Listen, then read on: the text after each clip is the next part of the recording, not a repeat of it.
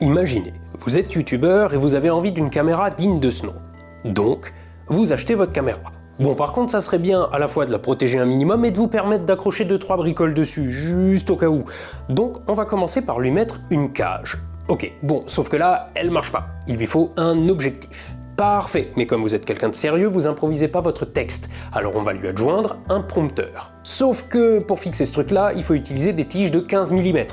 C'est un truc standard, mais n'empêche que vous avez rien pour les fixer. Bon, alors on va fixer un support pour les tiges, puis les tiges, et enfin le prompteur sur les tiges. Dans le prompteur, on va encore insérer un filtre gris neutre variable pour filtrer la lumière du soleil qui peut être trop forte pour une caméra aussi sensible. Ah ouais, mais bon, maintenant on voit plus rien sur l'écran, puis c'est pas pratique à manipuler. Alors, on va ajouter une poignée, et sur la poignée, un retour vidéo. Comme ça, non seulement on verra quelque chose de devant la caméra, mais en plus, dans tous les cas, on verra mieux que sur le tout petit écran intégré. Par contre, faut brancher ce moniteur à la sortie vidéo de la caméra. Et puis ce moniteur, il va pomper du jus, sans compter la caméra qui n'est pas faite pour tourner sur sa batterie interne. Donc, on va ajouter une batterie externe, de laquelle on va brancher le moniteur et la caméra. Tout ce bordel, ça commence à être lourd. Alors on va ajouter un plateau rapide, destiné à se fixer sur un trépied digne de ce nom. Mais cette caméra, elle va pas fonctionner toute seule. Il y en a peut-être d'autres, sans compter les micros. Alors pour que tout soit synchronisé au montage et qu'on galère pas des jours à faire le tri dans les rushs,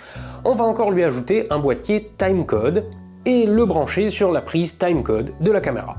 Voilà! Et maintenant que c'est fait, cet engin ne fait pas de meilleures images qu'un smartphone si c'est pour faire des vidéos de chat. Donc il reste à mettre en place un décor, des costumes et de la lumière. Bon courage!